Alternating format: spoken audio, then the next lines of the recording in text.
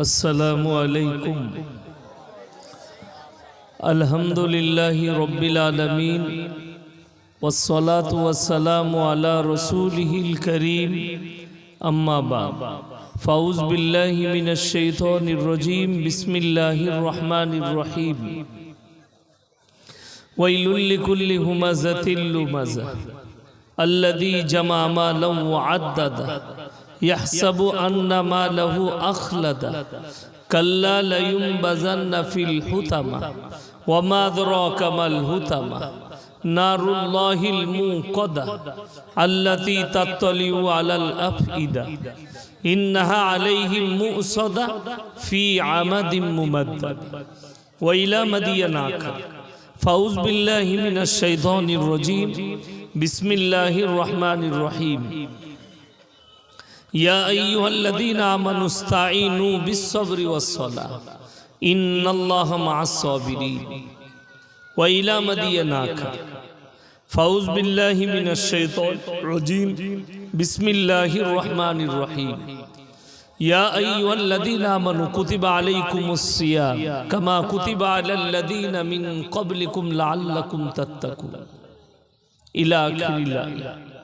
खैरुकुम मन तअल्लमल कुरआन अल्लमहु कमा क़ाला अलैहि स्वलातु वत्तस्लीम। अद्दुआउ मुख़्फ़ुल इबादा व क़ाला रसूलुल्लाहि सल्लल्लाहु अलैहि वसल्लम। माननीय श्रद्धेय জ্ঞানী গুণী মানী সম্মানী আজকের এই জালসার মাননীয় সভাপতি মহাশয়, শ্রদ্ধেয় উলামায়ে ইকরাম, হুফাজে ইকরাম এবং আমার জ্ঞানী গুণী মানী সম্মানী মাননীয় শ্রোতা মণ্ডলী, পর্দার অন্তরালে পর্দা নসিব মায়েরা এবং বোনেরা, আল্লাহর বড় দয়া কৃপা ভালোবাসা আমাদের প্রতি, গোটা বিশ্বের প্রতি। সবাই আল্লাহ শুকর আদায় করে হৃদয় থেকে বলি আলহামদুলিল্লাহ। তারপরে পরে বিশ্ব নবী জনাবে মুহাম্মাদুর রাসূলুল্লাহ, সকলে বলুন সাল্লাল্লাহু আলাইহি ওয়াসাল্লাম। তিনার প্রতি শত কোটি দরুদ বর্ষিত, বলুন আমিন সুম্মা আমিন। সবাই একবার দরুদে ইব্রাহিম পাঠ করি। আল্লাহুম্মা সাল্লি আলা মুহাম্মাদিন ওয়া আলা আলি মুহাম্মাদ কামা সাল্লাইতা আলা ইব্রাহিম ওয়া আলা আলি ইব্রাহিম ইন্নাকা হামিদুম মাজিদ। আল্লাহুম্মা বারিক আলা মুহাম্মাদিন ওয়া আলা আলি মুহাম্মাদ কামা বারাকতা আলা ইব্রাহিম ওয়া আলা আলি ইব্রাহিম ইন্নাকা হামিদুম মাজিদ। গুটি কয়েক কথা আলোচনা করব, আমরা সকলে আমল করব, বলুন ইনশাআল্লাহ। এক নম্বর,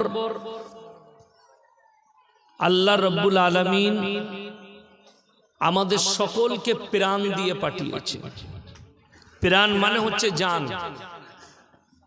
আমরা যে এখানে এসে বসলাম, আমাদের জান আছে তবে এসে বসতে পারলাম। হাত পা লড়ছে, নিঃশ্বাস নিচ্ছি, প্রাণ আছে। আর আমাদের সকলের সমাজের বুকে আমরা প্রকৃতিকে যেগুলো দেখতে পাচ্ছি, জীব জন্তু যাদেরকে আল্লাহ প্রাণ দিয়েছে, গরুরও প্রাণ আছে, ছাগলেরও প্রাণ আছে, কুকুরেরও প্রাণ আছে, একটা কীট পতঙ্গ মাছি মশা সকলকে আল্লাহ প্রাণ দিয়েছে। ইনসানের সঙ্গে পার্থক্য দিয়েছে। কোরআনে আছে আল্লাযী আহসানা কুল্লা শাইইন খালকাহু আবদা খালকাল ইনসানি মিন তিন। পৃথিবীর যতগুলো আল্লাহর সৃষ্টি আছে সব থেকে উত্তম রূপে আল্লাহ মানুষকে সৃষ্টি করেছেন। জোরে বলুন সুবহানাল্লাহ। শুধু আল্লাহ আকৃতি দেয়নি, শুধু আল্লাহ তাআলা জীবনটা দেয়নি, তার সঙ্গে যে সব থেকে দামি মূল্যবান জিনিস দিয়েছেন সেটা হচ্ছে ব্রেন, বুদ্ধি এবং বিবেক, যেটা অন্য কারোর কাছে নেই। দেখুন আল্লাহ আমাদেরকে কতটা ভালোবাসে। আমরা খাবার খেলে পচা খাবার খাই না, খাই না।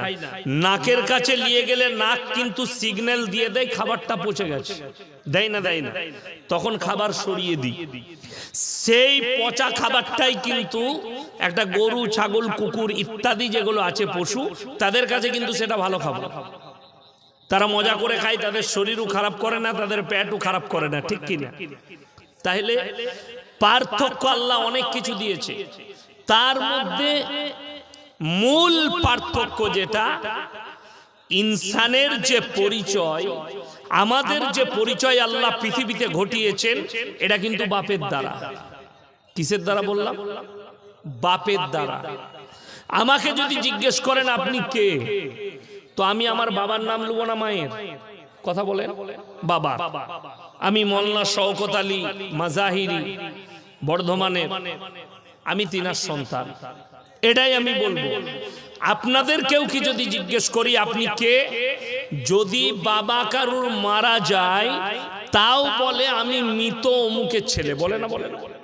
আমি মৃত অমুকের ছেলে। আপনি পরিচয় দিবেন মৃত অমুকের ছেলে।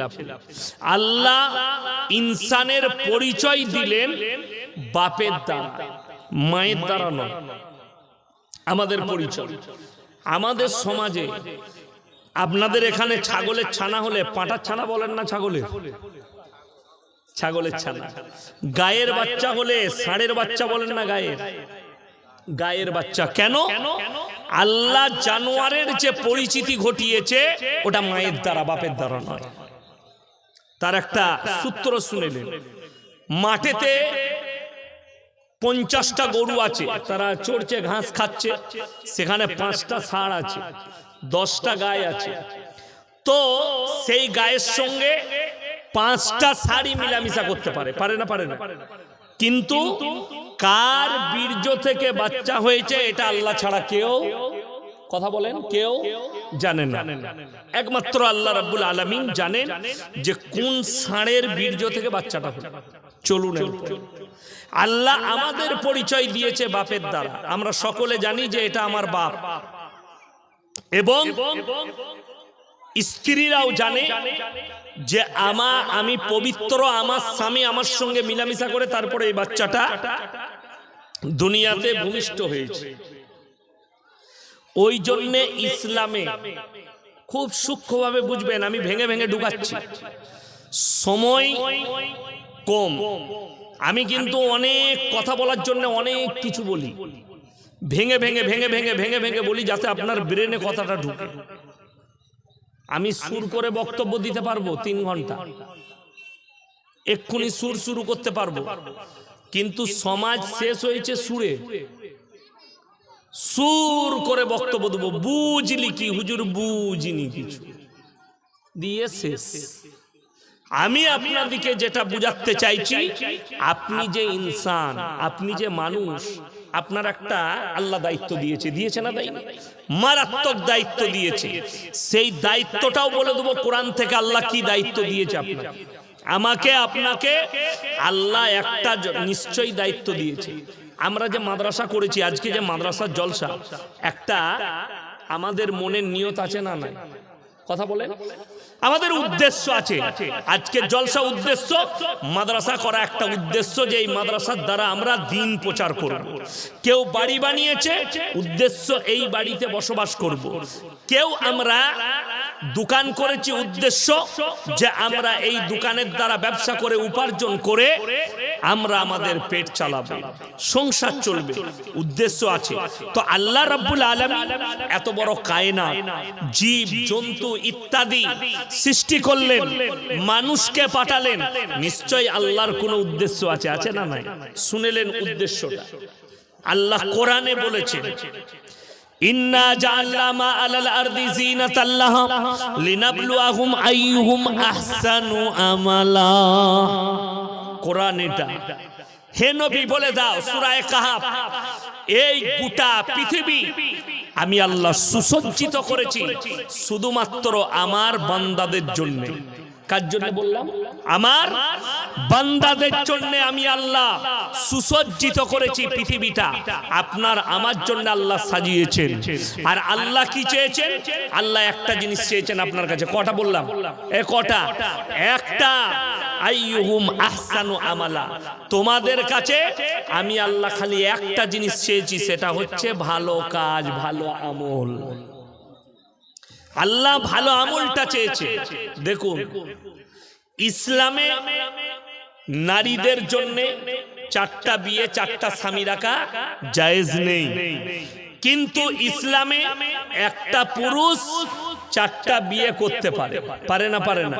চারটা বিয়ে করা পুরুষের জন্য জায়েজ আছে, নারীর জন্য জায়েজ নেই। তার কারণ একটাই, মানুষ পরিচয় আল্লাহ দিয়েছে ইনসানের বাপের দ্বারা, মায়ের দ্বারা নয়। জানোয়ারের পরিচয় হচ্ছে মায়ের দ্বারা। এরপরে হাদিস শোনাবো।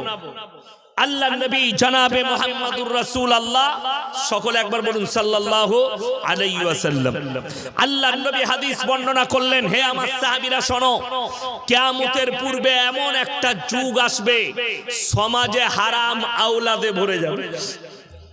সমাজে হারাম আওলাদে ভরে যাবে। যদি বলেন হুজুর হারাম আওলাদ গুলো কিভাবে প্রকাশ পাবে, আপনি অবাক হয়ে যাবেন। বর্তমানে হারাম আওলাদ কিভাবে প্রকাশ পাচ্ছে, আপনার চোখ খুলে যাবে, আপনার দিমাগ খুলে যাবে।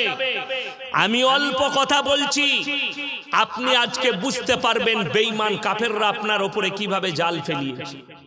এক নম্বর, ভারত ছাড়া, ভারতের সংস্কৃতি ভালো, এই হিন্দুস্তান ছাড়া London, America, Japan, German, Australia, Brazil, Indonesia, আপনার চাইনা, উত্তর কোরিয়া, দক্ষিণ কোরিয়া, জাপান, যতগুলো বেঈমান কাফেরের দেশ আছে, তাদের দেশে তারা পার্লামেন্টে পাস করিয়েছে বর্তমান সময়ে, এখনকার যুগে যারা বাঁচতে চায় সেই ছেলেরা মায়ের পরিচয় নিয়েও বাঁচতে পারে। বলুন নাউজুবিল্লাহ।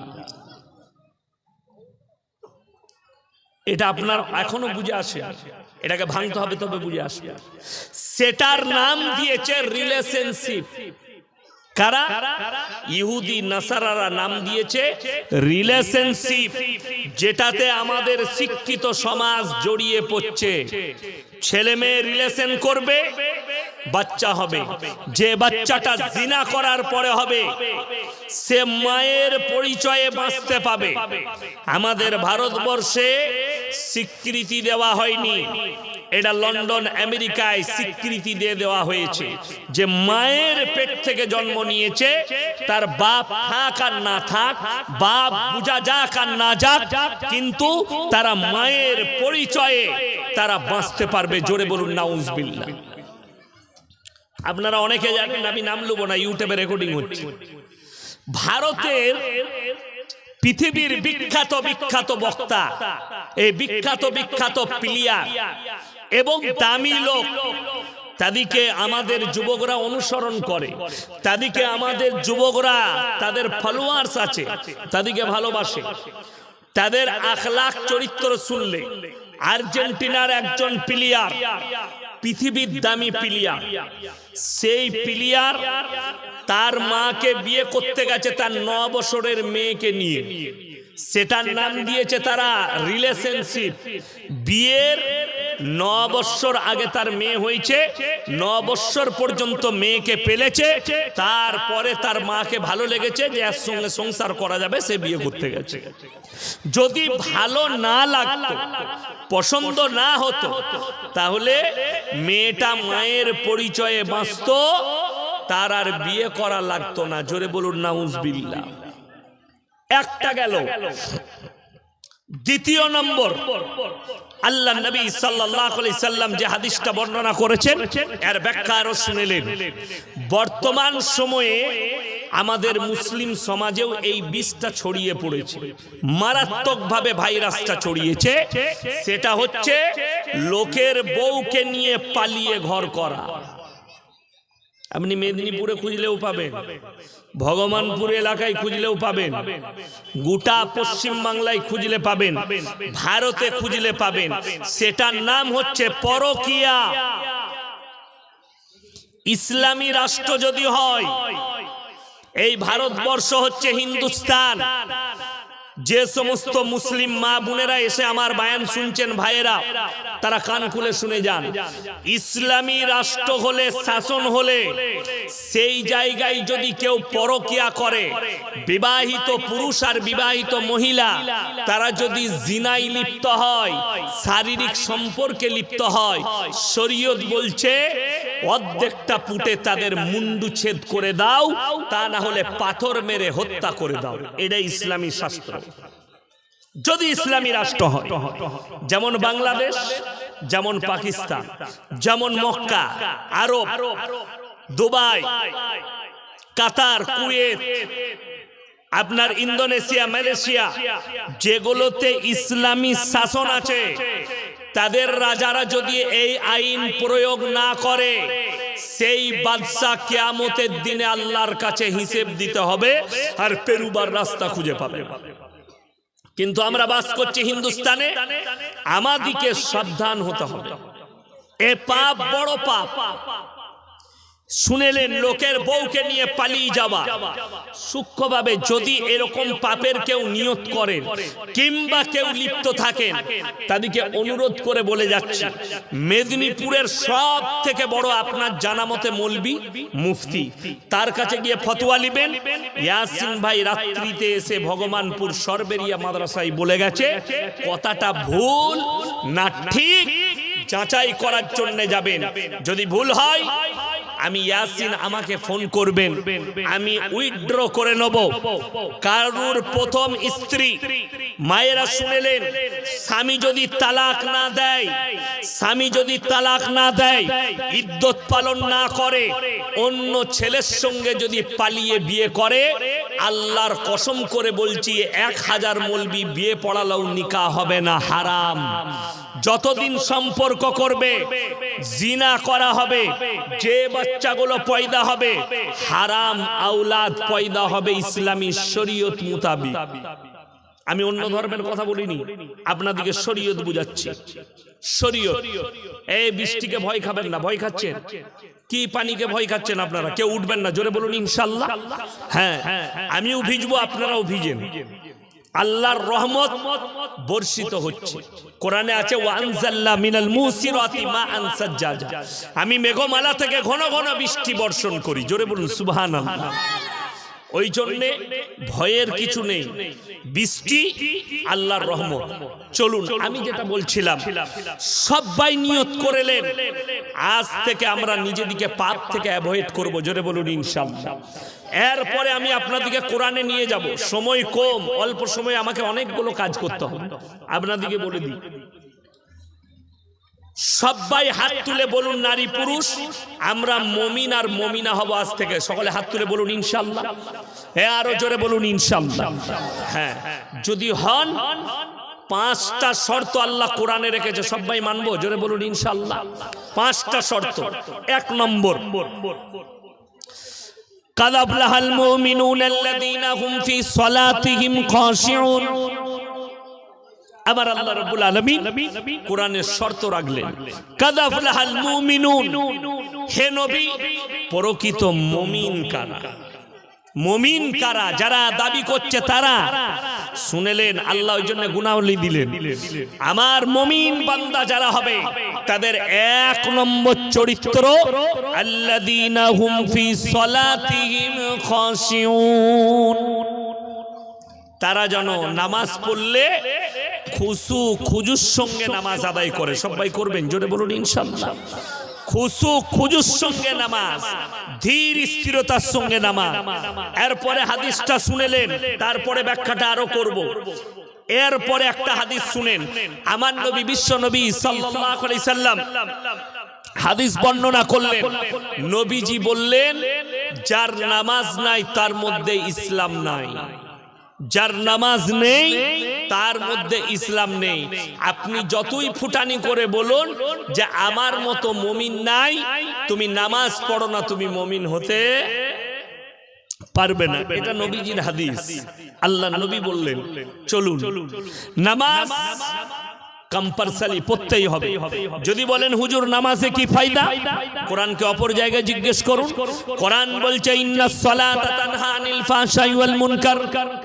নিশ্চয়ই নামাজ এমন একটা ইবাদত, মানুষ যখন নামাজ পড়ে, নামাজ তাদেরকে অশ্লীল কাজ থেকে সরিয়ে ভালো কাজের দিকে নিয়ে যায়। জোরে বলুন সুবহানাল্লাহ। কোরআন বলছে মানুষ যখন নামাজ পড়ে নামাজটা দিকে আস্তে আস্তে সরিয়ে অশ্লীল কাজ থেকে সরিয়ে ভালো কাজের দিকে নিয়ে যায়। যারা মনে করছে নামাজ তো পড়ি, নামাজে মনোযোগ থাকে না, নবীজি আদেশ করলেন ফাইন্নাহু ইয়ারাক, তোমরা যখন নামাজে দাঁড়াবে মনে মনে ভাববে আমি আল্লাহকে দেখতে পাই বা না পাই, আমার আল্লাহ আমাকে অবশ্যই দেখছেন। ফাইন্নাহু ইয়ারাক, তোমরা যখন নামাজের নিয়ত বাঁধবে মনে মনে ভাববে আমি আল্লাহকে দেখতে পাই বা না পাই, আমার আল্লাহ আমাকে অবশ্যই দেখছেন। ফাইন্নাহু ইয়ারাক। নবীজি বললেন সবাই বলুন নামাজে মনোযোগ দেব, জোরে বলুন ইনশাআল্লাহ। এটা এক নম্বর। পাইকিরি নামাজ কেউ পড়বেন না। আমাদের দেশের লোক নামাজ পড়ে কিন্তু পাইকিরি। আচ্ছা আপনারা বলুন কোন মৌলবি কোন হুজুর কোনদিন বয়ান করেছে যে নামাজ পড়লে মসজিদে ঢুকলে আর তোমরা বের হও না, এরকম হাদিস শুনেছে? না, কেউ বলেনি। যদি কোনো মৌলবি বলে মসজিদে ঢুকে গেলে আর বের হওয়া যাবে না, জানবেন তার ইলমের কমি, তার জ্ঞানের অভাব, তার ইলমের কমি আছে, তাই সে কথা বলে ফেলেছেন। না, কোরআন বলছে শুনলেন, যারা আছেন নিয়ত করলেন যে কোরআনের প্রতি আমল করব, জোরে বলুন ইনশাআল্লাহ। আমার আল্লাহ রাব্বুল আলামিন কোরআনে বললেন সূরা জুমায়, ইয়া আইয়ুহাল্লাযীনা আমানু ইযা নুদিয়া লিস-সালাতি মিন ইয়াউমিল জুমআহ ফাসাউ ইলা যিকরিল্লাহি ওয়া যারুল বাই যালিকুম খায়রুল লাকুম ইন কুনতুম তা'লামুন। হে ঈমানদার ব্যক্তিরা, যখন তোমাদিকে জুম্মার জন্য ডাক দেওয়া হয় বেচা কিনা বন্ধ করে দাও, ব্যবসা বাণিজ্য খেতি বাড়ি বন্ধ করো আর আল্লাহর ঘরের দিকে ধাবিত হও। পরের আয়াতে আল্লাহ বললেন ফাইদা কুদিয়াতিস সালাতু ফান্তাশিরু ফিল আরদি ওয়াবতাগু মিন ফাদলিল্লাহ ওয়াজকুরুল্লাহা কাসীরান লাআল্লাকুম তুফলিহুন। হে নবী, পৃথিবীর মানুষকে বলে দাও যখন নামাজ শেষ হয়ে যাবে তোমরা আবার পৃথিবীতে হালাল রুজির সন্ধানে ছড়িয়ে পড়ো, জোরে বলুন সুবহানাল্লাহ। 24 ঘন্টা নয়, নামাজ হয়ে গেল আবার আসরের আজান হবে, আবার তোমরা আল্লাহর ঘরে প্রবেশ করে যাও, আবার নামাজ পড়া হয়ে যাবে, আবার তোমরা ছড়িয়ে পড়ো হালাল রুজির সন্ধানে। আমার মুসলমান ভাই, আগে চলুন, ইসলামটাকে বোঝার চেষ্টা করুন, আরো একটু আগে চলুন। এটা এক নম্বর গেল, তারা যেন পাঞ্জে গানা নামাজ পড়ে। দ্বিতীয় নম্বর, ওয়াল্লাযীনা হুম আনিল লাগবি মুরিদুন, তারা যেন নিজেদিকে গুনাহ কাটা থেকে বঞ্চিত করে। গুনাহ পাপ, জীবনে পাপ যেগুলো করি আমরা। আচ্ছা আপনারা বলুন তো, মদ পান করা হারাম, কে জানেন না? হাত তুলেন। সকলে জানে না? জানে না মুসলিমরা? মদ হারাম, গাঁজা হারাম, জুয়া হারাম, লটারি হারাম। আপনার আমরা যে সমস্ত জিনা করি, জিনা হারাম। এই যে জলসাই মেলা বসিয়েছেন, মেলা ইসলামে হারাম। অনেকে হয়তো জানেন, অনেকে জানেন না। মেলা কেন হারাম? নারী পুরুষ, পর নারী আর পর পুরুষ যেখানে এক কাছে হবে, তৃতীয় নম্বর ব্যক্তি যে হাজিরি দেয় তার নাম শয়তান। সে উস্কানি মারে। কোরআনে আছে ইন্নাশ শাইতানা লিল ইনসানি আদুউম মুবিন, শয়তান হচ্ছে মানুষের প্রকাশ্যে দুশমন। আপনার পেছনে লেগেই আছে, এই পাপটা কর, ওই পাপটা কর। দেখবেন রমজান মাসে রোজদার বাড়ে না বাড়ে না? নামাজি কথা বলে, নামাজি বেড়ে যায় রমজান মাসে। শবে বরাতে নামাজি বেড়েছিল না কমেছিল? বেড়েছে। কেন? এরা জানে আজকের দিনে ইবাদত কর, আল্লাহর ভয়ে। কিছু যা করেছিস করেছিস পুরো বছর, আজকে ইবাদত করব এই ভয়ে। শুনেলেন আমার ভাই, পাপ এমন একটা জিনিস, যারা মনে করছেন জীবনে পাপ করব, আপনারা যারা লটারি কাটে, লটারিতে যারা বরকত ভাবছেন, তারা একটা হিসেব খালি করে নেবেন। তোমার মসজিদের ইমামের বেতন 5000, তোমার মসজিদের ইমামের বেতন 6000, আল্লাহ তার 6000-এ এত বরকত দিয়েছে, তাকে লটারি কাটতে হয় না। তুমি 30,000 টাকা রোজগার করো, তোমাকে লটারির টিকিট কাটতে হচ্ছে। তুমি আল্লাহর কাছে কাঁদবে যে আল্লাহ তোমার উপরে নারাজ আছে, তোমার বরকত আল্লাহ দেয় নাই। লটারির টিকিট হারাম না হারাম না? হারাম। মুসলমান কাটে না কাটে না? কাটে। যারা জেনে শুনে পাপ করে এর নাম হচ্ছে জ্ঞান পাপী। মদ স্পর্শ করা হারাম, মুসলমান মদ খায়। যারা ভাবছেন মায়েরা ভাইয়েরা যে হুজুর বলে দেন পাপ মুক্ত জীবন কি করে করব, আমি ইয়াসিন বলে যাচ্ছি, সামনে রমজানুল মুবারকের মাস আছে, সবাই 30টা রোজা রাখবো। জোরে বলুন ইনশাআল্লাহ। রোজা যেন একটাও ছাড়া না যায়। শুনেলেন, বিনা ওজরে বিনা কারণে কেউ যদি রমজানের ফরজ রোজা একটা ছেড়ে দেয়, সারা জিন্দেগি রোজা রাখলে একটা রোজার মাসুল দিতে পারবে না। কারণ বলে দিই, আমাদের দেশে আপনি এই শবে বরাতে রোজা হয়েছে না হয়নি? আচ্ছা, সবাই রেখেছেন। রোজা যদি কেউ শবে বরাতে না রাখে গুনাহ আছে? কথা বলে না? পাপ নাই, কোন রকমের গুনাহ নেই, কিন্তু রোজা রাখলে নেকি আছে। কিন্তু রমজানের ফরজ রোজা বিনা কারণে ছাড়লে জিন্দেগি ভর রোজা রেখেও মাসুল দিতে পারবেন না। এ আল্লাহ নবী সাল্লাল্লাহু আলাইহি সাল্লামের ভাষা। আপনি রমজান মাস আসছে, ওই মাসে একটা আমল স্টার্ট করে দেন, নারী পুরুষ উভয়ে তাহাজ্জুদের নামাজ। আমাদের সমাজের লোক দিন ধ্যান করে নিয়েছে, আপনি ভেবে নিয়েছেন পুরো রমজান মাস নামাজ পড়বো না, খালি 27-এর রাত্রে নামাজ পড়বো। ঠিক বললাম না ভুল বললাম? আমাদের দেশের লোক 27-এ নামাজ পড়ে, ওই জন্য 27-এর নামাজি আলাদা। কিন্তু যে বাবাজিরা 5 ওয়াক্তের নামাজি, তারা কিন্তু রমজান মাসে প্রত্যেক দিন তাহাজ্জুদ পড়ে না? পড়ে না। আর কোরআনে আছে, আমি ওই রজনীকে লুকিয়ে দিয়েছি। বেশিরভাগ মুহাদ্দিসিন বলেছেন, তোমরা রমজানের বিজোর রাত্রিতে খোঁজ করো। কেউ কেউ বলেছেন 21, 23, 25, 27, 29 এই রাত্রিগুলোর মধ্যে। কেউ কেউ বলেছেন পুরো রমজানের বিজোর রাত্রির মধ্যে তোমরা খোঁজ করো।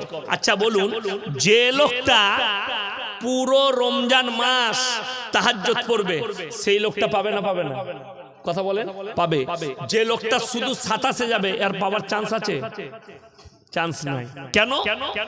তুমি যদি মনে করো আমি খালি 27-এর নামাজ পড়ে সবে কদর পেলাম, তাহলে যে লোকটা 30 দিন নামাজ পড়লো তার কোনো আল্লাহর কাছে মূল্য নাই। তুই একদিন গিয়ে পেয়ে যাবি। কথাটা বুঝতে পারেন না? পারেন না? একদিন উদাহরণ দিয়ে বুঝাচ্ছি। এই উচ্চ মাধ্যমিক পরীক্ষা হলো না?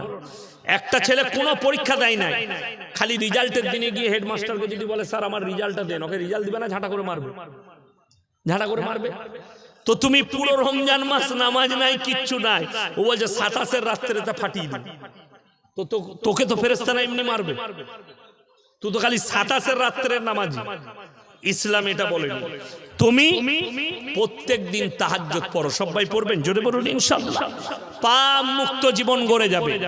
যারা ইস্তেগফার করে পাপ হওয়ার পরে, সব থেকে আল্লাহর কাছে মূল্যবান ব্যক্তি, দামি বান্দা সে যে পাপের পরে আল্লাহর কাছে ইস্তেগফার করে। কোরআন খুলেন, বুঝতে পারবেন। সূরা ফুরকান, ইল্লা মান তাবা ওয়া আমানা ওয়া আমিলা আমালান সালিহা ফাউলাইকা ইউবাদদিলুল্লাহু সাইয়্যাতিহিম হাসানাত ওয়া কানাল্লাহু গফুরার রহিমা। যারা তওবা করার মতো তওবা করবে, যারা ইস্তেগফারের মতো ইস্তেগফার করবে, আমি আল্লাহ রাব্বুল আলামিন তাদের পাহাড়ের মতো গুনাহগুলো নেকি দ্বারা বদলে দেব। জোরে বলুন সুবহানাল্লাহ। আমি আল্লাহ তাদের পাপগুলো নেকি দ্বারা বদলে দেব। এটা কোরআন। আপনি সমুদ্রের পানির ফেনার মতো পাপ করবেন, কিন্তু ইস্তেগফার করুন। আমার মুসলমান ভাই, ইস্তেগফার। আজকে একজন ভদ্র মহিলা ফোন করেছিল, কোন জেলার বলবো না, আল্লাহ তাকে মাফ করুক, তবে আল্লাহ তাকে ক্ষমা করে দিয়েছে। সে একটা কোনো পাপ করেছে, তো আমাকে বললো পাপটা, আমি পাপ প্রকাশ করব না, কিন্তু কোনো একটা পাপ হয়েছে তার দ্বারা। তো বললে হুজুর কি করব? আমি বললাম তুমি প্রতি নামাজের পরে 100 বার করে ইস্তেগফার পড়বে, বিশেষ করে ফজরের পরে, রাত্রে সুবহ সময় নিরালায় তাহাজ্জুদ পড়ো আর ইস্তেগফার করে আল্লাহর কাছে কাঁদো, আল্লাহ ক্ষমা করে দিবে। আল্লাহ হচ্ছেন ক্ষমাশীল এবং দয়াবান। সে বলল আমাকে একজন হুজুর বলেছে যে ক্ষমা এমনি হবে না, আমার কাছে একটা 12,000 টাকার তাবিজ নিবে, আল্লাহ তবে ক্ষমা করবে। আমি বললাম দুটো হুজুর তোমাকে যেটা পছন্দ লাগে সেই হুজুরের কাছে তুমি যাবে, আমার কাছে বিনা পয়সায় সাজেশন বলে দিলাম, টাকা পয়সা লাগবে না, আর আমি তোমার পরিচয় জানতে চাই না, তোমাকে লাইন বলে দিলাম, তুমি এখতিয়ার করো। এরপর 12,000 টাকা দিয়ে যদি তুমি ক্ষমা করাতে যাও মৌলবীর হাত ধরে, তো তুমি তার সঙ্গে যোগাযোগ করো। বলে হুজুর না, আপনারটাই ভালো লাগবে। আমি আমারটা ভালো লাগবে তো, পয়সা নাই, বিনা পয়সা, বিনা পয়সার লোকই বেশি। আমাদের দেশে মুসলমানদের হাল এমন, যদি বিনা পয়সায় ইট বিক্রি, যদি কাদা বিক্রি করে এরা কিনে খাবে বিনা পয়সা। যদি বলে এই কাদাটাই উপকার আছে, আমি ইয়াসিন হুজুর দিচ্ছি, তো ওটাই কিনে খাবে। ঠিক বললাম না ভুল বললাম? পয়সা বললে তখন পেঁচিয়ে যাবে। ওই জন্য তো আমাদের সমাজের দশাটা এটা। আমি আপনাদেরকে বলি আমার ভাই, এই মাদ্রাসা কতটা প্রয়োজন আপনার হয়তো জানা নেই। এই ভারতের মাটিতে ইংরেজদের বিরুদ্ধে প্রথম আন্দোলন উঠেছে মাদ্রাসা থেকে। ভারতের ইতিহাস তুলে দেখুন, লাহোর থেকে দিল্লি পর্যন্ত, পাকিস্তানের লাহোর থেকে দিল্লি পর্যন্ত এমন একটা গাছ ছিল না যেখানে আলেম দিকে ঝুলানো হয়নি। 56,000 আলেম এই দেশ স্বাধীনে নিজের প্রাণ দিয়েছে, তবে ভারত স্বাধীন হয়েছে, তবে ভারত স্বাধীন হয়েছে। বহু মানুষের, হিন্দু মুসলিমের প্রাণ গেছে, তারপরে ভারত স্বাধীন হয়েছে। একদিকে ভগৎ সিং যদি প্রাণ দিয়েছে, অন্যদিকে আশফাকুল্লাহ দিয়েছে, একদিকে ক্ষুদিরাম বসু, তো আর একদিকে তিতুমির, একদিকে আপনার নেতাজি সুভাষ চন্দ্র বোস, তো একদিকে হোসেন আহমদ বাদানি সাহেব রহমতুল্লাহ আলাই। একের পর এক যদি কনভার্ট করেন, এক মুসলিম এক হিন্দু ভাই, গোটা ভারতবর্ষের স্বাধীনে দুজনের রক্তর গঙ্গা বয়েছে, তারপরে ভারত স্বাধীন হয়েছে। বহু আলেম, আর এই মাদ্রাসা থেকে আজকে মুসলমান পিছিয়ে কেন? ইসলামের যে বুনিয়াদ রাখা হয়েছে পৃথিবীর বুকে আল্লাহ রেখেছে, সেটা হচ্ছে শিক্ষার দ্বারা। প্রথম আয়াত যেটা এসেছে নবীজির কাছে, ইকরা বিসমি রাব্বিকাল্লাযী খালাক, হে নবী পড়ো, হে নবী পড়ো। শিক্ষার দ্বারা এসেছে, এডুকেশনের দ্বারা, যেটা থেকে মুসলিমরা একদম শূন্য। আজকে যদি আমি এই সরবেরিয়ার এলাকায়, ভগবানপুর এলাকায় সমীক্ষা করা হয়, আপনারা সকলে জানেন প্রত্যেকটা মুসলমান নরনারীর জন্য দ্বীনি ইলম হাসিল করা ফরজ না? ফরজ নয় বাবা, ফরজ। দ্বীনি ইলম হাসিল করা ফরজ। আর আমি বলে যাচ্ছি 98টা লোকের কাছে দ্বীনি ইলম নাই। ঠিক বললাম না ভুল বললাম? 98টা মুসলমানের কাছে দ্বীনি ইলম নাই। দ্বীনি ইলম মানে কি? মৌলভী হতে হবে, মুহাদ্দিস হতে হবে, মুকাররির হতে হবে, হাফেজকারী মুফতি হতে হবে না, এটা শর্ত নয়। দ্বীনি ইলম অতটা হাসিল করুন যতটা করলে হারাম হালাল চিনতে পারেন, দ্বীন আর বদ্দীন চিনতে পারেন, শিরক আর বিদআত চিনতে পারেন, কুফরি চিনতে পারেন, বেঈমান কাফেরের চক্করটা যেন আপনি বুঝতে পারেন। ওই জন্য তো আল্লাহ কোরআনে কসম খেয়েছে, ওয়াল আসর ইন্নাল ইনসানা লাফি খুসর। হে নবী, জামানার কসম, মানুষ ক্ষতিগ্রস্তর মধ্যে রয়েছে, কিন্তু তারা নয়, ইল্লাল্লাযীনা আমানু, যারা প্রকৃত ঈমান এনেছে। সবাই ঈমানদার হব, জোরে বলুন ইনশাআল্লাহ।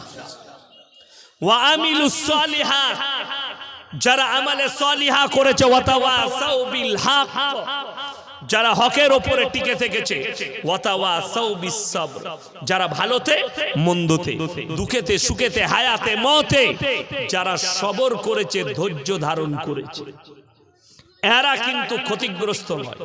কোরআনে অপর জায়গায় আছে, ইয়া আইয়ুহাল্লাযীনা আমানুস্তাঈনু বিস-সাবরি ওয়াস-সালাহ ইন্নাল্লাহা মা'আস-সাবিরিন। আমার প্রিয় বান্দা তারা যারা সব জায়গায় সবর করে, ধৈর্য ধারণ করে। মুসলমান কিন্তু ধৈর্য হারা, সবর নেই, ধৈর্য ধারণ করার ক্ষমতা নেই। তাই আজকে আমাদের কাছে এতগুলো বিপদ এসে দাঁড়িয়েছে, আপনার কাছে এসছে, আপনি কন্ট্রোল করার ক্ষমতাটাই রাখেননি। কেন? দ্বীনি ইলম নেই। শুনেলেন কান খুলে, বর্তমানে পৃথিবীর বুকে যতগুলো ইসলামের দুশ্মন আছে, কোরআনের দুশ্মন, রাসূলের দুশ্মন, আল্লাহর দুশ্মন, মাদ্রাসা মসজিদের দুশ্মন, এগুলো কেউ অমুসলিম ঘরে জন্ম নেয়নি, সব মুসলিম ঘরে জন্ম নিয়েছে। সব কটা মুসলমান ঘরে। যদি বলেন নাম প্রকাশ করুন, একটা করে গুনুন। তসলিমা নাসরিন মুসলমানদের ঘরের মেয়ে, কোনো হিন্দু ঘরের মেয়ে নয়, ইসলামের দুশ্মন। জাস্টিস ইনায়েতুল্লাহ মুসলমান ঘরে জন্ম নিয়েছে, ইসলামের দুশ্মন, রাসূলের দুশ্মন। আপনার সালমান রুশদি মুসলমান ঘরে জন্ম নিয়েছে, আল্লাহর দুশ্মন, রাসূলের দুশ্মন, ইসলামের দুশ্মন। তারেক ফতেহি পাকিস্তানে ইসলামের বড় দুশ্মন, মুসলমান ঘরে জন্ম নিয়েছে। চারজন হলো। পঞ্চম নম্বরটা এখন নতুন এক হারামের আওলাদের আবিষ্কার হয়েছে, তার নাম হচ্ছে আসাদ নূর, বাংলাদেশে বাড়ি। প্রতিনিয়ত ফেসবুকে, ইউটিউবে এসে আল্লাহর রসুলকে গালি দিচ্ছে, রসুলের চরিত্রের উপরে দাগ লাগাচ্ছে। বলুন নাউজুবিল্লাহ। পাঁচটা গেল। 6 নম্বর লখনৌর ওয়াসিম রিজভী মুসলিম ঘরে জন্ম নিয়ে 28টা কোরআনের আয়াতের উপরে সুপ্রিম কোর্টে কেস ঠুকেছিল, এই আয়াতগুলো কোরআন থেকে বাতিল করতে হবে। আল্লাহর কসম খেয়ে বলে যাচ্ছি, হে সার্বেরিয়ার মানুষ, গোটা পৃথিবী যদি একদিকে দাঁড়িয়ে যায়, আল্লাহর কসম করে বলছি, কোরআনে আল্লাহ ওয়াদা করেছেন, ফালান তাজিদ লিসুন্নাতিল্লাহি তাবদীলা। কিয়ামত পর্যন্ত আমার বিধানে একটা জের জবরকে পরিবর্তন করার ক্ষমতা পৃথিবীর কোনো শক্তির নাই। জোরে বলুন সুবহানাল্লাহ। আমার মুসলমান ভাই, শুধু এটাই নয়, ইন্না নাহনু নাযালনা যিকরা ওয়া ইন্না লাহুল হাফিজুন। আজকে মুসলমানের দুর্বলতা কোথায় জানে? আপনি কোরআনটাকে ভেবেছেন এই কোরআনটাকে আল্লাহ পাঠিয়েছে মানুষ মরে গেলে খালি কোরআন খানি করে জান্নাতে দেওয়ার জন্য। আপনি ভেবেছেন এই কোরআনটা আল্লাহ এই জন্য পাঠিয়েছে রমজান মাসে আলমারি থেকে বার করে মায়েরা বোনেরা এক খতম করে কোরআন পড়বে, তার জন্য দিয়ে বক্সাবে। আপনি ভেবেছেন এই কোরআনটা আল্লাহ পাঠিয়েছে খালি কবর জিয়ারত করার জন্য, এই কোরআনটাকে পাঠিয়েছে খালি হাফেজে কোরআন হওয়ার জন্য। না, কোরআনকে জিজ্ঞেস করুন, হে কোরআন, তোমাকে পৃথিবীর বুকে পাঠানো হলো কিসের জন্য? কোরআন নিজে উত্তর দিচ্ছে, আলিফ লাম রা কিতাবুন আনজালনাহু ইলাইকা লিতুখরিজান নাস মিনাজ যুলুমাতি ইলান নূর। হে নবী, পৃথিবীর মানুষকে বলে দাও, কোরআনকে জিজ্ঞেস করো, কোরআন তোমাকে কেন পাঠানো হয়েছে?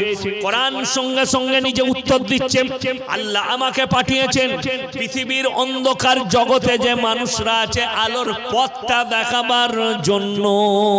জোরে বলুন সুবহানাল্লাহ। যারা অন্ধকার জগতে আছে তাদেরকে আলোর পথটা দেখাবার জন্য আল্লাহ আমাকে দুনিয়াতে পাঠিয়েছে। 1 নম্বর, আমার ভাই চলুন কোরআনটা যারা মনে করছেন মায়েরা ভাইরা আমরা ভালো করে জুজদান দিয়ে বেঁধে আলমারিতে রেখেছি, আমি হেফাজত করছি না। কোরআনটা ওই কাগজের মধ্যে আমার আল্লাহ হেফাজত করেননি। আমার আল্লাহ যদি কোরআনকে হেফাজত করেছেন, কোরআনকে জিজ্ঞেস করুন, কোরআন নিজে উত্তর দেবে, কোরআন নিজে বলবে। ইন্না নাহনু নাযালনা যিকরা ওয়া ইন্না লাহুল হাফিজুন। আমি আল্লাহ রাব্বুল আলামিন এর দায়িত্ব নিজে নিয়েছি। যদি বলেন কেমন করে, আরে কোরআনের কাগজগুলো জ্বালিয়ে দিলে তো কোরআন শেষ হয়ে যাবে। ইংরেজের বাচ্চারা গুজরাটের গোমতী নদীর তীরে কয়েক লাখ কোরআন জ্বালিয়েছিল। শাহ আব্দুল আজিজ মুহাদ্দিস দেহলভী রহমাতুল্লাহ আলাইহি তিনি বলেছিলেন, এই ইংরেজের বাচ্চারা, তোমরা যদি মনে করো এই কয়েকটা কোরআনকে জ্বালিয়ে কোরআনকে মিটিয়ে দেবো, তো এটা তোমাদের স্বপ্ন। বললে কেন? বললে এই কোরআনের মধ্যে, কাগজের মধ্যে আল্লাহ কোরআনকে হিফাজত করেননি। বলে কোথায় করেছে? বলে জানতে চাও এই কোরআনটা? তাহলে শোনো, চলে এসো আমাদের মাদ্রাসায়। একজন হাফিজে কোরআন 10 বছরের বাচ্চা ছেলে, তার সিনের মধ্যে 30 পারা কোরআনকে আল্লাহ গেঁথে দিয়েছে। জোরে বলুন নারায়ে তাকবীর, নারায়ে তাকবীর। 30 পারা কোরআনকে গেঁথে দিয়েছে। যদি পৃথিবীর সব কোরআনকে জ্বালিয়ে দাও, একটা যদি হাফিজে কোরআন জিন্দা থাকে, আবার 100 কোটি কোরআন ছেপে চলে আসবে। জোরে বলুন সুবহানাল্লাহ। কোরআনকে মিটানোর স্বপ্ন কে দেখছে? আপনাকে যে ভয় দেখাচ্ছে ইসলাম को मिटा देंगे, যে ভয় দেখাচ্ছে কোরআন को मिटा देंगे, ये तुम्हारा ख्वाब है। फिरौन आया था मूसा को मिटाने, खुद मिट गया। जोरे बोलूं सुभान अल्लाह। नमरूद आया था इब्राहिम नबी को जलाना, लेकिन अल्लाह की कसम खुद मिट गया। नमरूद खुद मिट गए, लेकिन कुछ बिगाड़ नहीं पाया। तो तुम लोग 2-4 कुत्ते जैसे भोग रहे, इसको मिटा देंगे, इस्लाम को मिटा देंगे। भोगने वाले तो भोगता रहता है। हाथी चले बाजार, कुत्ता भोके हजार। আপনারা ভয় খাচ্ছেন, ভয় খাবার কিছুই নাই। আল্লাহর উপরে ইয়াকিন আর বিশ্বাস রাখবেন। সকলে জোরে বলুন ইনশাআল্লাহ। আল্লাহর নবীর হাদিস, গোটা পৃথিবীতে একদিন ইসলাম প্রতিষ্ঠিত হয়ে যাবে। জোরে বলুন সুবহানাল্লাহ। নবীজি যেটা বলেছেন সত্য না মিথ্যা? জোরে বলুন সত্য না মিথ্যা? সত্য। জোরে বলুন না সুবহানাল্লাহ। নবীজির হাদিস, গোটা পৃথিবীতে ইসলাম প্রতিষ্ঠিত হয়ে যাবে। কিন্তু শুনেলেন মুসান্নাফ ইবনে আবু শাইবার হাদিস, নবীজি বর্ণনা করলেন, হে আমার সাহাবীরা, পৃথিবীর মসজিদগুলো সব মুসল্লিতে ভরে যাবে। জোরে বলুন সুবহানাল্লাহ। কিন্তু ইতস্ত বোধ করলেন। ইতস্ত বোধ মানে? সাহাবীরা জিজ্ঞেস করলেন, ইয়া রাসূলুল্লাহ, মসজিদগুলো ভরে যাবে, কিন্তু আপনি এটা বললেন না সেই মুসল্লিগুলো কেমন থাকবে?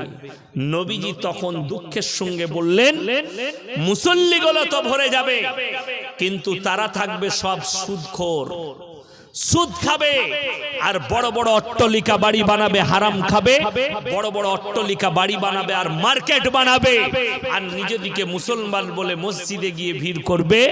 সেই যুগে ইমানদার খুঁজে পাওয়া মুশকিল হয়ে যাবে। মুসান্নাফ ইবনে আবু শাইবার 40 নম্বর হাদিস। আপনার চোখ দিয়ে পানি আসা দরকার যে আমরা কি সেই যুগে প্রবেশ করতে চলেছি না তার পেছনে আছি। এটা মাথায় রাখবেন। আজকে আল্লাহর নবীর হাদিসগুলো একটা একটা করে সত্যই প্রমাণিত হচ্ছে।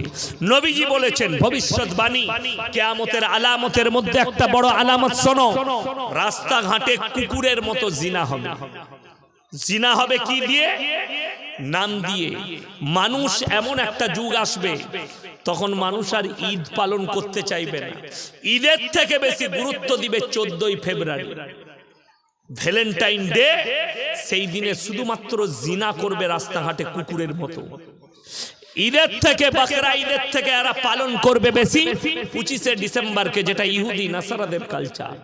এমন একটা যুগ আসবে এরা মুহররম মাসের গুরুত্ব বাদ দিয়ে এরা গুরুত্ব নিজের পরম মনে করবে জানুয়ারি মাসকে, পহেলা জানুয়ারিকে।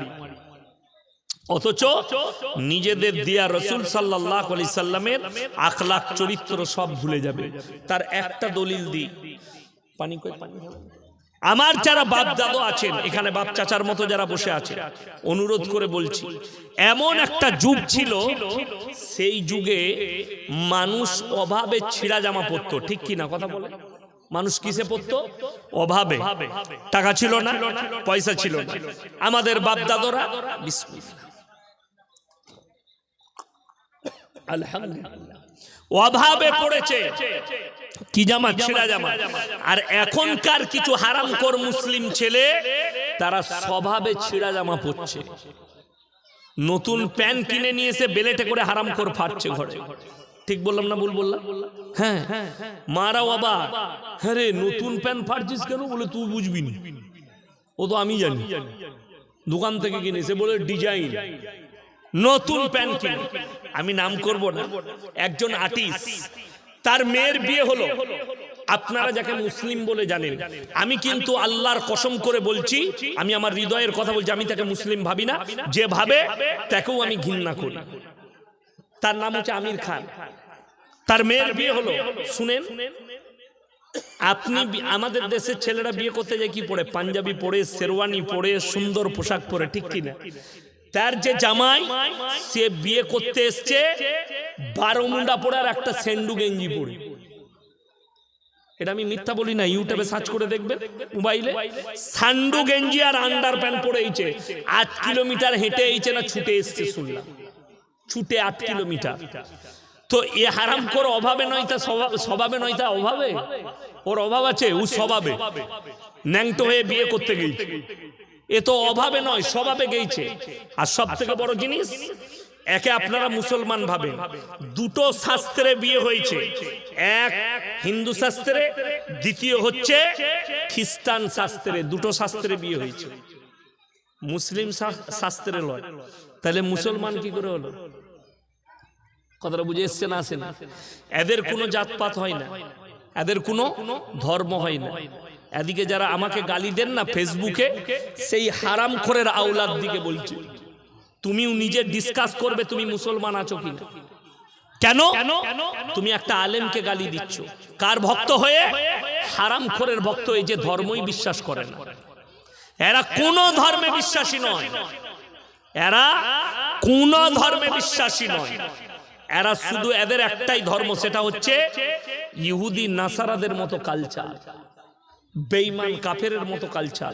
তা না হলে ভারতের না মুসলিম ধর্মে, না হিন্দু ধর্মে, না দলিতদের ধর্মে, কোন ধর্মে 1 জানুয়ারি না, 25শে ডিসেম্বর না, 14ই ফেব্রুয়ারি নেই। পালন করছে কারা?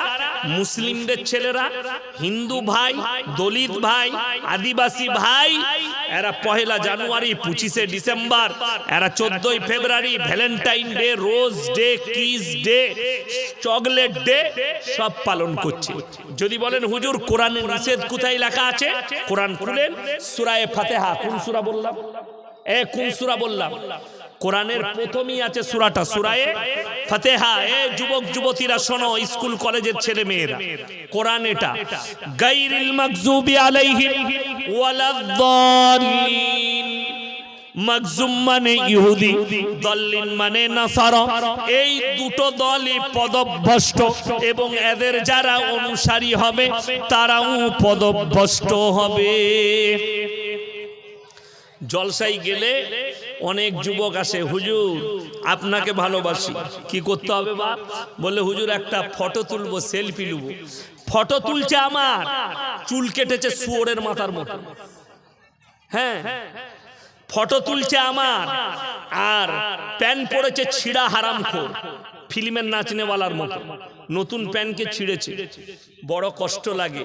তুমি যদি নবীকে ভালোবাসো, রসুলকে ভালোবাসো, তোমার পোশাক পরিচ্ছদ, আখলাক, চরিত্র রসুলের মতো হবে, ঠিক কিনা কথা বলেন? উলামাদের মতো হবে। তোমার আখলাক চরিত্র বেঈমান কাফেরের মতো, তুমি মুখে বলছো আমি রসুলকে ভালোবাসি। যেমন আপনাকে বলে দিই, আপনাদের আশেপাশে যত মসজিদ আছে, সেই মসজিদের কোন ইমাম যদি দাড়ি চেঁচে নামাজ পড়ায়, তার পেছনে পড়বেন না তাড়িয়ে দিবেন? কথা বলবেন আপনারা? পড়বেন না তাড়াবেন? তাড়িয়ে দিবেন। ইমাম সাহেব দাড়ি চেঁচেছে, ওর পেছনে নামাজ হবে না, নামাজ পড়বেন না। তাহলে তুই দাড়ি চেঁচে ইমামের পেছনে কি করে নামাজ পড়িসবে? কথাটা বুঝতে পেরেছেন না পারেন? ইমামের জন্য দাড়ি চাচা হারাম, আর তোর জন্য হালাল। ফতোয়া পেলি কোথায়? খুব সূক্ষ্মভাবে বুঝাচ্ছি, যেমন আপনাদেরকে একদম সূক্ষ্মভাবে বুঝিয়ে দিচ্ছি। কাঁচা পেঁয়াজ খেয়ে মসজিদে যাওয়া যাবে? কথা বলে না এরা? যাওয়া যাবে না। কেন? নবীজি নিষেধ করেছেন না করেননি? কেন করলেন? কাঁচা পেঁয়াজ খেয়ে গেলে কি হবে? মুখে দুর্গন্ধ বের হবে। আল্লাহর নবীর হাদিস, তোমরা মুমিন ততক্ষণ হতে পারবে না যতক্ষণ পর্যন্ত তোমার কাছ থেকে তোমার প্রতিবেশী সুরক্ষিত নয়। পাশের লোককে সুরক্ষা দিতে হবে। আপনি এইটা হাদিসটা বুঝে গেলেন। কাঁচা পেঁয়াজ খেয়ে গেলে মসজিদে আমার মুখে দুর্গন্ধে আমার ভাই কষ্ট পাবে। আর বিড়ি সিগারেট গুটকা খেয়ে গেলে কি হবে? সেন করে তো আঁতের মতো নাকি? আর কথা বলবে না। এ হুজুরকে জিজ্ঞেস করছে, হুজুর বিড়ি সিগারেট গুটকা খাওয়া কি? হুজুর ফতোয়া দিয়েছেন মাকরুহ, তার মানে চালিয়ে যায়। আমি যদি এখন বলি আমার মুডটা ভালো লাগছে না, একটা ক্লাসিক সিগারেট নিয়ে এসো, কি বলবেন আপনারা? এই হারাম করকে কে দাওয়াত দিলে? বলবেন না? বলবেন ও আমি খেলে হারাম আর তুমি খেলে হালাল। ফতোয়াটা পেলে কোথায়? তোমার হুজুর খেলে হারাম হয়ে যাবে, তার পেছনে নামাজ হবে না, আর তুমি খেয়ে মসজিদে যাবে, ওতে কোনো দোষের নাই। আপনাদেরকে স্যাম্পল পাবে, পানিটা দেন, পানিটা দেন। এই যে পানির গিলাসটা, আমি পানি চেয়েছি, পানি দিয়েছি বাবুরা। এই পানির গিলাসে লেখা আছে, লিখে দিয়েছে এটাই বিষ মিশানো আছে, খেলে আপনি মারা যাবেন। এটার পান করা যাবে? কথা বলে না, পান করা যাবে না। কেন? জেনে শুনে যদি পান করা হয় আত্মহত্যার সমান পাপ হবে। ইসলামে আত্মহত্যা করা হারাম। সিগারেটের প্যাকেটে, গাঁজার আপনার সিগারেটের প্যাকেটে, বিড়ির প্যাকেটে, গুটকার প্যাকেটে ক্যান্সারের কারণ লেখা আছে না নাই? হানিকারক লেখা আছে। তারপরেও আপনি খাচ্ছেন, তো আপনি জেনে শুনে কি করছেন? নিজের জানের ক্ষতি করছেন। তো আপনার গুনাহ হবে না? তো নাকি হবে? সব থেকে প্রথম কষ্ট আপনি যাকে দেন, বিসমিল্লাহ আলহামদুলিল্লাহ, তার নামটা কে জানেন? আপনার বিবি।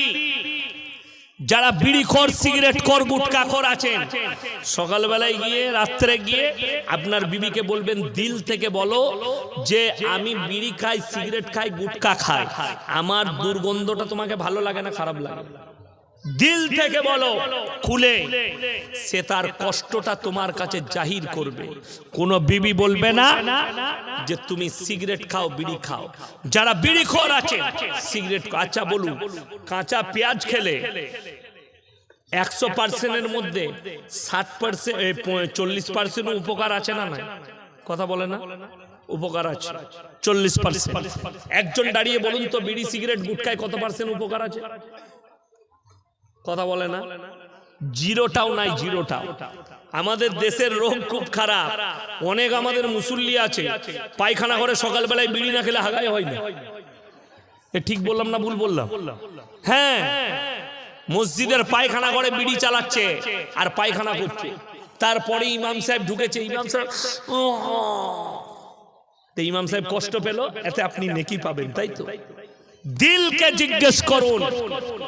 আমি হারাম ফতোয়া দেব না। তুমি নিজে ভাববে আমি অন্যায় করছি না ভালো কাজ করছি। তুমি নিজে যদি পেঁয়াজটা অ্যাভয়েড করতে বলেন নবীজি, কেউ কষ্ট পাবে বলে, অথচ পেঁয়াজে উপকার আছে, কিন্তু তুমি বিড়ি সিগারেট গুটকা খাও, তুমি ভেবে দেখো তোমার বিবি কষ্ট পায় তোমার দুর্গন্ধে, তোমার পাশের মুক্তাদি মুসল্লি কষ্ট পায়।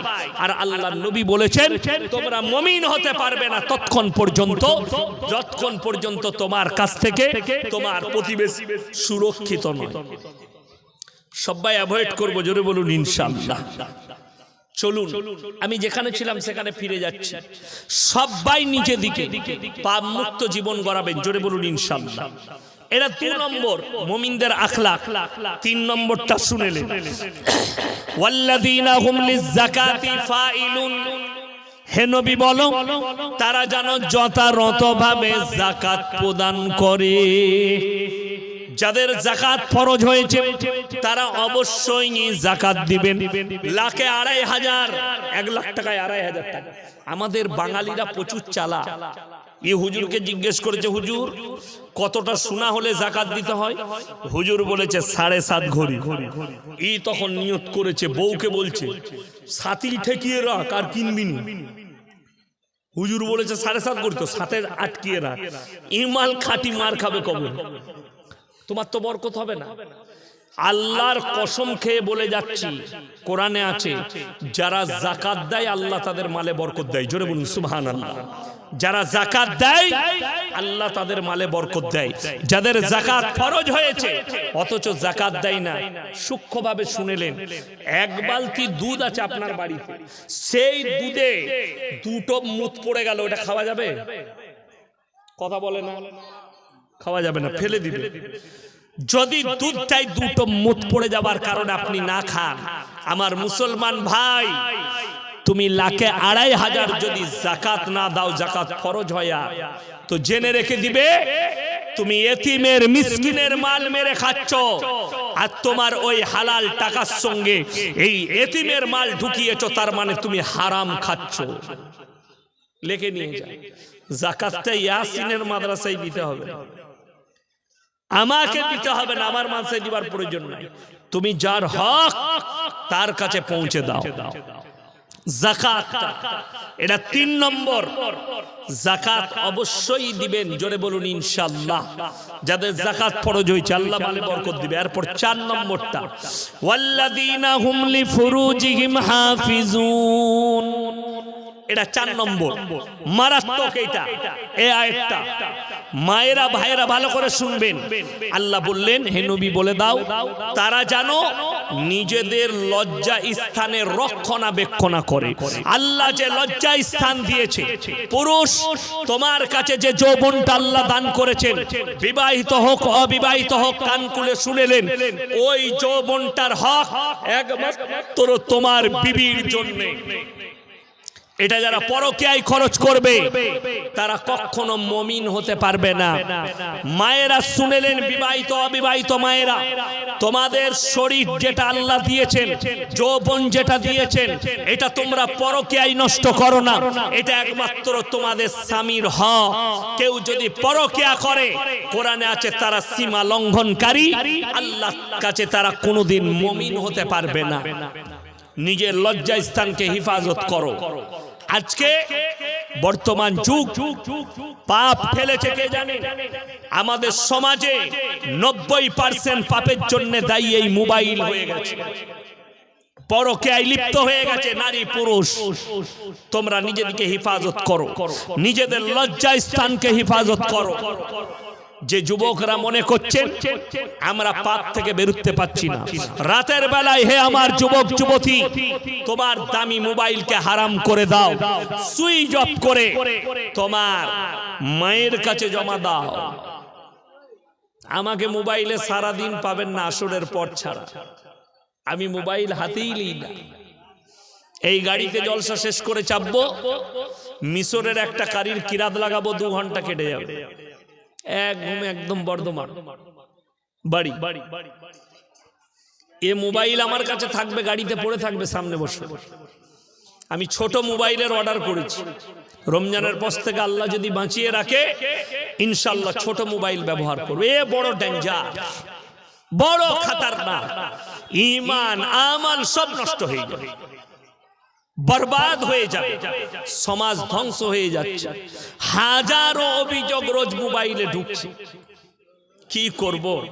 পরামর্শ দিচ্ছি ভাই, কেউ কি আল্লাহ আল্লাহ করো, কেউ কি বলছি ইস্তেগফার করো, কেউ কি বলছি আল্লাহর কাছে কাঁদো। ভাই আমার বিবি পালিয়ে গেছে, ভাই আমার মেয়ে পালিয়ে গেছে, ভাই আমার ছেলে পালিয়ে গেছে, কি করব? এই সমাজের দোষ। মোবাইল বড় ডেঞ্জার, 90টা পাপের জন্য দায়ী এই মোবাইল।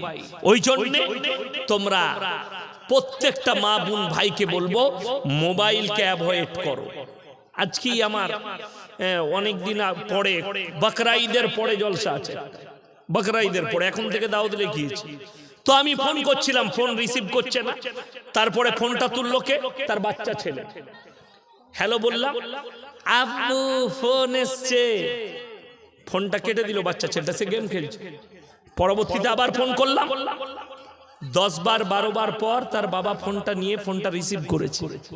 বলছে হুজুর কিছু মনে করবেন না, আমার ছেলে গেম খেলাচ্ছিল। আমি বললাম আমাকে ফোন করে দেখেছো? আমার ফোন আমার মেয়েও তুলেছে, বাচ্চা মেয়ে আছে।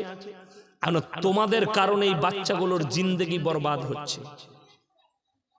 বাচ্চা ছেলের হাতে মোবাইল দিয়েছে, এই ছেলেটার ব্রেনটা হ্যাং হবে, আর এই ছেলেটাই দুর্নীতিগ্রস্ত হবে। এতটুকু বাচ্চা ছেলে, তার হাতে বাবা মোবাইল তুলে দিয়ে ঘুমাচ্ছে, আরাম করছে, ছেলে যা পাচ্ছে করছে। এর থেকে বড় হারাম কাজ আর কিছু নাই। ওই ছেলেটার পাপের দায়ী ওই সমস্ত মা বাবা। বিনা কারণে ছেলে জিদ করেছে, যারা মোবাইল কিনে দিয়েছে তারা যে পাপে লিপ্ত হবে, আর মা বাপু পাপের দায়ী হবে। চলুন এরপরে 5 নম্বরটা, এটা মারাত্মক। ইল্লা আলা আজওয়াজিহিম আও মা মালাকাত আইমানুহুম ফাইন্নাহুম গায়রু মালুমিন ফামান ইবতাগা আরা যালিকা ফাউলাইকা হুমুল আদুন। হে আমার নবী বলো, তোমরা তোমাদের স্ত্রীর সঙ্গে ভালো ব্যবহার করবে, স্ত্রী ছাড়া অপরের সঙ্গে সম্পর্ক করলে তোমরা হবে সীমা লঙ্ঘনকারী। আল্লাহ কোরআনে বললেন।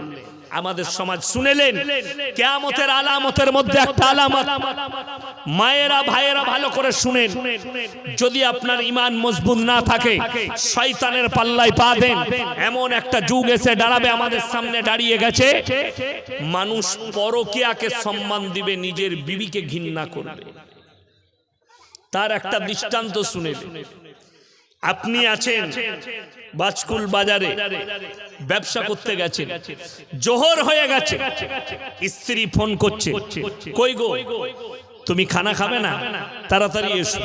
ফোনটা রাখ, দোকানে খদ্দের আছে, জবাবই রাগ। স্ত্রী দেখলে এটা আমার স্বামী, ব্যবসায়ী ব্যস্ত আছে, ওই জন্য রাগ দেখিয়েছে।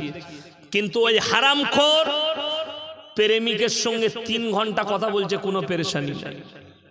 ঠিক বললাম না? বললাম কথা বলে পরকীয়া করছে, অন্য নারীর সঙ্গে 3 ঘন্টা সময় দেয় হারামখোর, পেরেশানি নাই। বিবির সঙ্গে 1 মিনিট কথা বলতে গেলে তার পেরেশানি। এটাই হচ্ছে কিয়ামতের আলামত। আমার আল্লাহ নিষেধ করলেন, বিবির সঙ্গে ভালো ব্যবহার করো, অপরের সঙ্গে সম্পর্ক করলে তারা হবে সীমা লঙ্ঘনকারী। তুমি যদি তাহাজ্জুদের নামাজ পড়ো আর তুমি যদি পরকীয়ায় জড়াও, আমার আল্লাহর কাছে তোমার থেকে বড় অপরাধী আর পৃথিবীতে কেউ নেই। তুমি অপরাধী, সীমা লঙ্ঘনকারী, আর আল্লাহ সীমা লঙ্ঘনকারীকে কঠিন পাকড়াও করবেন কিয়ামতের দিনে।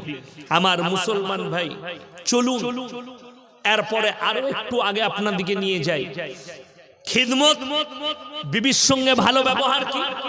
আপনি মসজিদে নামাজ পড়েছেন, ফজরের নামাজ হয়েছে, তসবিহ করছেন আপনি, সুবহানাল্লাহ সুবহানাল্লাহ সুবহানাল্লাহ লা ইলাহা ইল্লাল্লাহ, আপনি তসবিহ করছেন।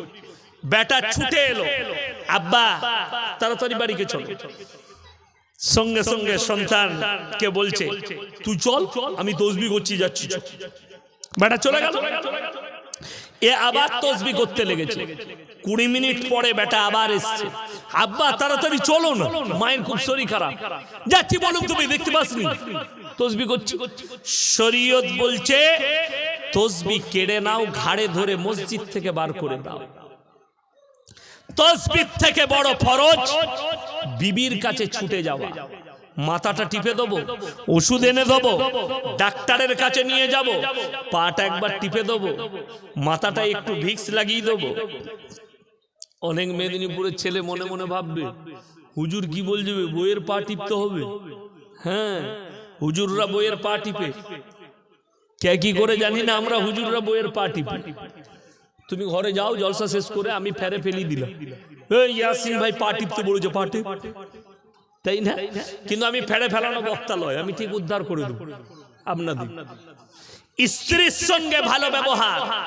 আপনি সন্ধ্যেবেলায় কলকাতা থেকে ফিরেছেন, রাত 9টায় বাড়ি, স্ত্রীকে বললেন পা টিপে দেন, একবার পা টিপে দিচ্ছে, একবার পিঠ টিপে দিচ্ছে, একবার চা করে এনে দিচ্ছে, একবার মাথা টিপে দিচ্ছে। কত খিদমত। রান্না করে খাওয়াচ্ছি। বাজকুল বাজার থেকে মাগরিবের পরে এসছে, স্ত্রী বাড়িতে শুয়ে আছে। কি ব্যাপার, শুয়ে আছো কেন? শরীর খুব খারাপ। একবার পা গুলো টিপে দিবে নি, দুবার পায়ে করে দিয়ে বলছে খেপি তো রোজ শরীর খারাপ। এটা কিন্তু আপনার আমার চরিত্র, পুরুষের আখলাক। কিন্তু আহা, মায়েরা কত খিদমত করে না। তোমরাও স্ত্রীর খিদমত করো। কোরআনে আছে তোমার স্ত্রীকে তোমার জন্য খেতিবাড়ি করা হবে। তোমার স্ত্রীকে তোমার জন্য খেতিবাড়ি করা হবে।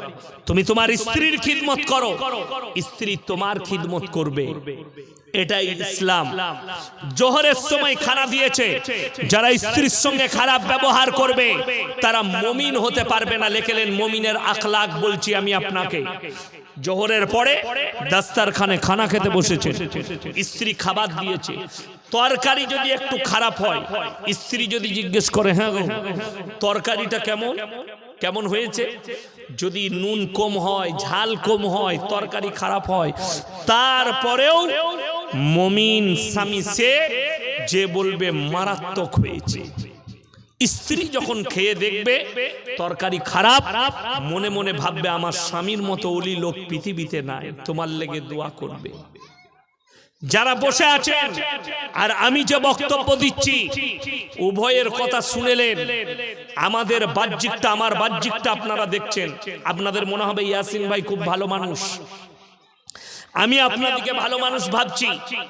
আমাদের প্রথম সার্টিফিকেট যে দিবে সেটা হচ্ছে আমাদের বিবিরা। আমি কেমন, আমার স্ত্রীর থেকে ভালো কেউ বলতে পারবে? কথা বলে। আমার স্ত্রীর কাছে আমি রাত কাটাই, আমার স্ত্রীর কাছে আমি সময় দিই, আমার স্ত্রী বলবে ইয়াসিন সাহেব কিরকম মানুষ। আপনার স্ত্রী সার্টিফিকেট দিবে। আরে অনেক মানুষ আছে 5 ওয়াক্ত নামাজ তো পড়ে, কিন্তু বিবিকে কষ্ট দেয় গোপনে, কেউ জানে না, তার বিবি জানে যে আমার স্বামী কত শয়তান।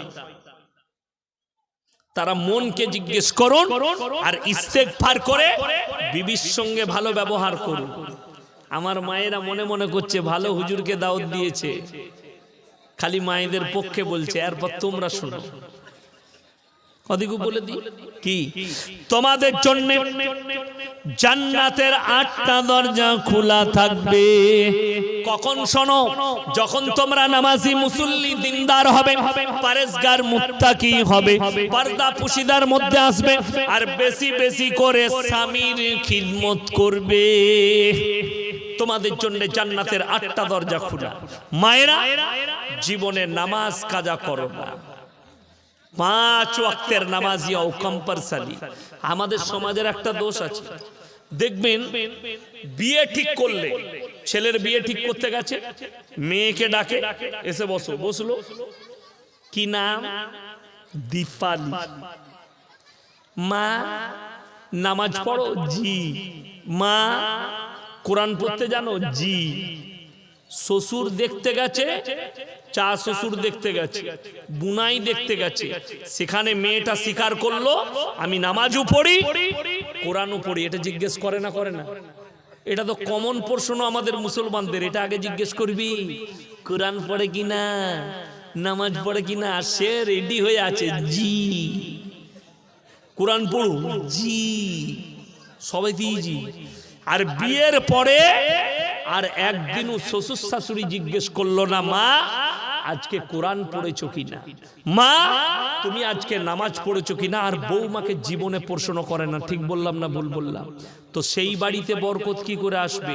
যে বাড়িতে কোরআনের তেলাওয়াত নেই, যে বাড়িতে নামাজ নেই, যে বাড়িতে রোজা নেই, যে বাড়িতে দিনদারি নেই, সেই বাড়িতে বরকত আসবে কি করে? আমাদের মায়েরা তো বছরে একবার কোরআন পড়ে, রমজান মাসে। ঠিক বললাম না ভুল বললাম? রমজান মাসে একবার কোরআন পড়ে। আর আমি বলে যাচ্ছি, যে বাড়িতে প্রত্যেক দিন কোরআনের তেলাওয়াত হয়, যে বাড়িতে পাঁচগানা নামাজ আছে মৃত্যুকাল পর্যন্ত, সেই বাড়িতে আল্লাহ কোনোদিন রুজিতে কমি দিবে না। জোরে বলুন সুবহানাল্লাহ।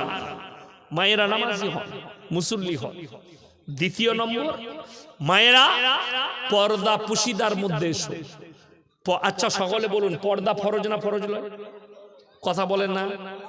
পর্দা করা নারীদের জন্য ফরজ, এটা সবাই জানি। আমি কিছুদিন থেকে ভাবছিলাম আল্লাহ হুজুরদের কথা কাজে লেগেছে। আপনি রাস্তাঘাটে দেখবেন কি হিন্দু কি মুসলিম কি দলিত কি আদিবাসী সব মেয়েরা, ঠিক বললাম না ভুল বললাম? মাস্ক লয়, উন্না। আমি অনেক গবেষণা করার পরে দেখলাম আল্লাহ এতেও 2 নম্বরই। কি 2 নম্বরই? হ্যালো, তুই কোথায় আছিস? ভগবানপুরে। তো কোথায় বললে? বাজকুল বাজারে দাঁড়িয়ে আছি। ভালো করে উন্নাটা বেঁধেলে অ্যাপাচি গাড়ি নিয়ে এসে ব্রেক মানে চং করে বস পং করে পালিয়ে গেল। লোকরা বললে কেকে নিয়ে গেল বলে বুঝতে পারিনি, মুখটা বাঁধা ছিল। এর নাম হচ্ছে প্রেমের পর্দা।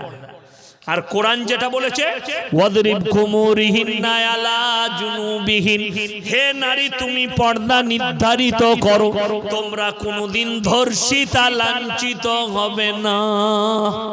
কোরআন। তোমরা নিজেদিকে ঢেকে নাও পর পুরুষের কাছ থেকে।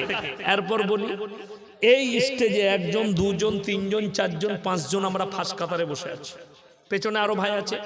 আচ্ছা, আমাদের 5 জনের আপনারা কেউ প্যাট পিট বুক কিছু দেখতে পাচ্ছেন?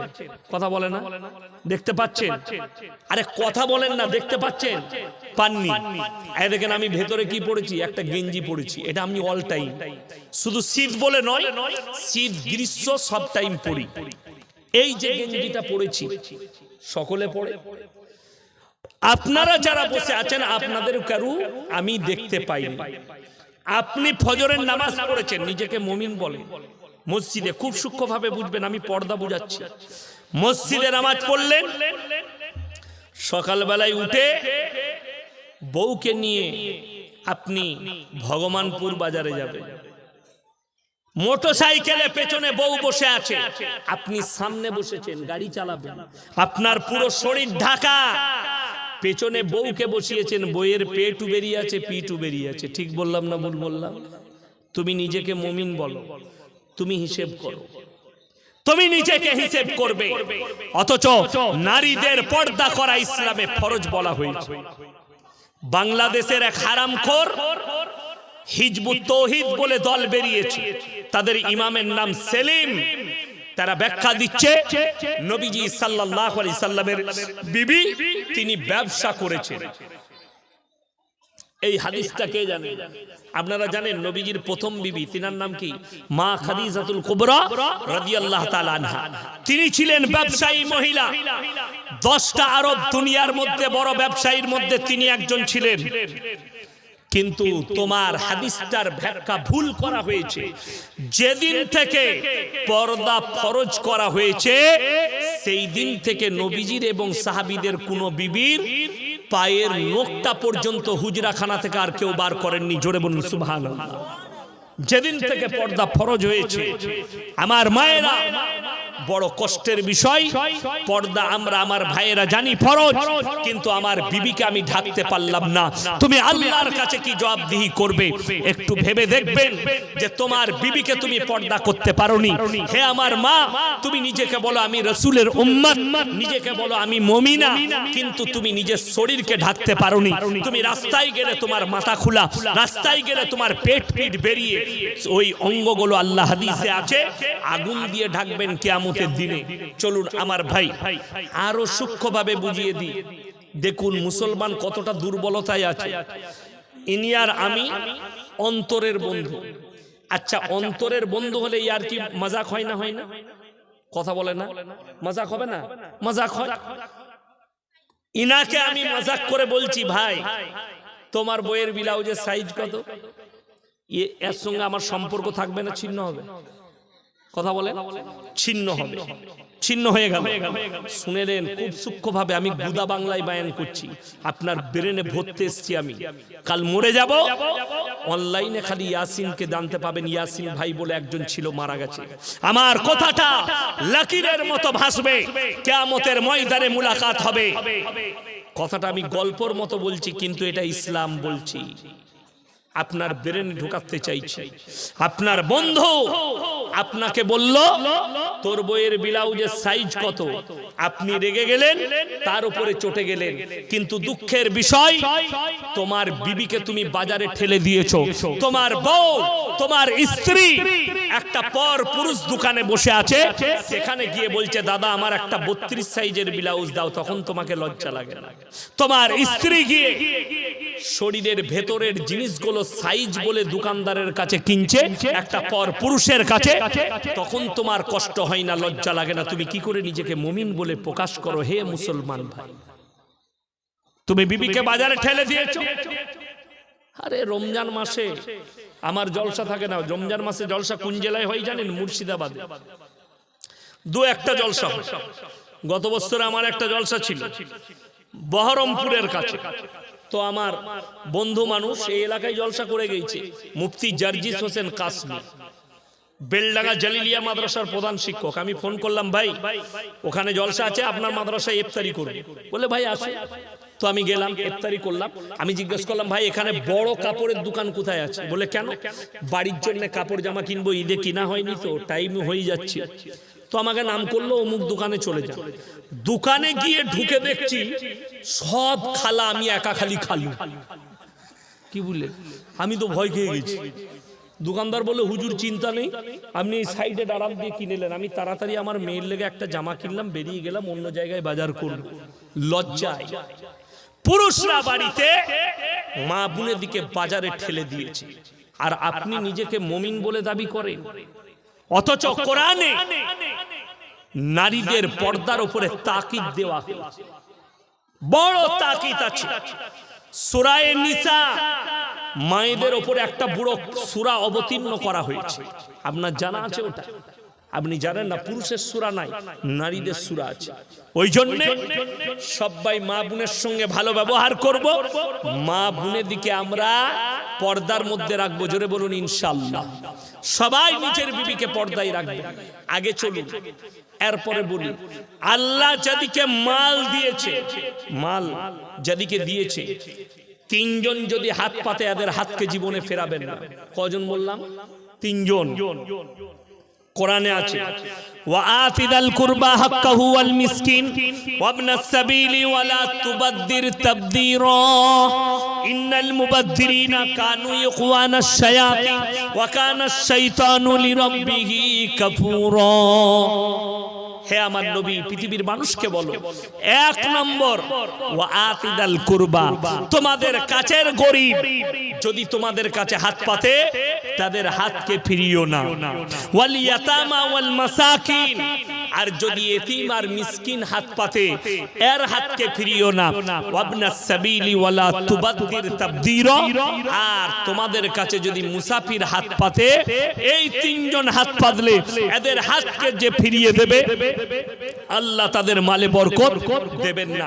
আমার মুসলমান ভাই মাথায় রাখবেন, যাদিকে দিয়ে আল্লাহ দান করাচ্ছে, একটা কথা বেরেনে গেঁথেলেন, আপনাকে আল্লাহ দেনেওয়ালা বানিয়েছে, চানেওয়ালা বানায়নি। আপনাকে আল্লাহ দেনেওয়ালা বানিয়েছে।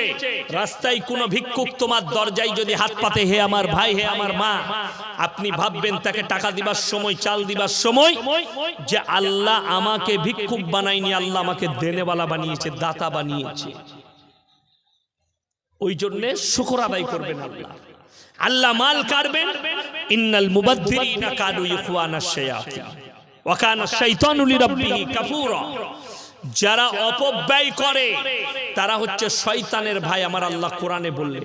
আল্লাহ তখন তাদের মালগুলো কেড়ে নেয়। অপব্যয় মানে লটারিতে টাকা খরচ করা, জুয়াতে টাকা খরচ করা, মদ গাঁজায়, নারীবাজিতে, হারাম কাজে, ইসলাম বিরোধী কাজে যারা টাকা খরচ করে, এগুলোর নাম হচ্ছে অপব্যয়। আমার মুসলমান ভাই, আজকের এই মজমায় সব থেকে বড় মুসাফিরকে কথা বলেন। আমি 250 কিলোমিটার দূর থেকে এসেছি। আমার বাড়ি থেকে এখানে প্রায় 251 কিলোমিটার রাস্তা হলো। কাঁটাই দেখলাম গাড়ি, ড্রাইভারকে জিজ্ঞেস করলাম, বলে 251। আমার বাড়ি থেকে আবার আমি যাব 251 কিলোমিটার রাস্তা। আমার মুসলমান ভাই, আপনাদেরকে অনুরোধ করছি, আমি মুসাফির, এতিম আর মিসকিন এই মাদ্রাসায় থাকে। এই মাদ্রাসার এতিম আর মিসকিনদের জন্য, কোরআনকে জিন্দা রাখার জন্য, এই মাদ্রাসাগুলোকে জিন্দা রাখার জন্য একজন আল্লাহর বান্দা কেউ আছেন যে 20,000 টাকা দিবেন ইনশাআল্লাহ? একজন আল্লাহর বান্দা 20,000 টাকা দেবেন? এইরকম একজন আল্লাহর বান্দা, কি নাম বাবু? হ্যাঁ, নারায়ে তাকবীর, এই জোরে বলুন নারায়ে তাকবীর। আফসার উদ্দিন ভাই 1 নম্বর, আল্লাহ তাআলা উনার দানকে কবুল করুক, জানে মালে ইজ্জতে আল্লাহ বরকত দেখ, উনার কারবারে ব্যবসা বাণিজ্যই রুজি রোজগারে আল্লাহ বরকত দেখ, আল্লাহ হায়াতে বরকত দেখ, পূর্বপুরুষকে আল্লাহ জান্নাতি করুক। আমার ভাই উনার জুড়ি হবার জন্য 2 নম্বর 20,000 টাকাটা কোন আল্লাহর বান্দা আছে? উনার জুড়ি হবার জন্য 20,000 টাকা 2 নম্বর আল্লাহর বান্দাটা কে আছে? একটু তাড়াতাড়ি। নবীজি সাল্লাল্লাহু আলাইহি সাল্লাম বলেছেন, যাকিরা, গচ্ছিত সম্পদ মানুষ কিয়ামতের দিনে কাঁদতে লাগবেন। আমি যদি আরো কিছু টাকা দান করতাম আমার জন্য মঙ্গল হতো, মানুষ কাঁদতে লাগবে সেদিনে। আমি যদি আরো কিছু দিয়ে আসতাম আমার জন্য মঙ্গল হতো। আমার মুসলমান ভাই, এই যে টাকা দান করছেন এর হিসাব আল্লাহ নেবেন না, বরঞ্চ এই টাকার বদলা আপনাকে দেওয়া হবে কিয়ামতের দিনে। জোরে বলুন সুবহানাল্লাহ। আমার মুসলমান ভাই, 2 নম্বর এই ভাইয়ের, আফসার ভাইয়ের জুড়ি হবার জন্য 2 নম্বর আল্লাহর বান্দাটা কে আছেন? 20,000 টাকা। একটু তাড়াতাড়ি বলি ইনশাআল্লাহ। 2 নম্বর আল্লাহর কোন বান্দাটা আছেন 20,000 টাকা দিবে? 2 নম্বর ভাইটা, একটু তাড়াতাড়ি বলি। আল্লাহর নবী সাহাবীরা, নবীজি যখন মক্কা নগরীতে এলান করেছেন, ওয়ামা ইউকরিদুল্লাহ কারদান হাসানা, আল্লাহর রাস্তায় কে কি কারদে হাসানা দিবে বলো? আল্লাহর নবী সাহাবীরা নিজেদের জান মালের কুরবানি দিয়েছে। আমার ভাই আজকে জানের কুরবানি দেবার প্রয়োজন নেই, শুধুমাত্র মালের দেন। এই এতিমদের জন্য কোরআনের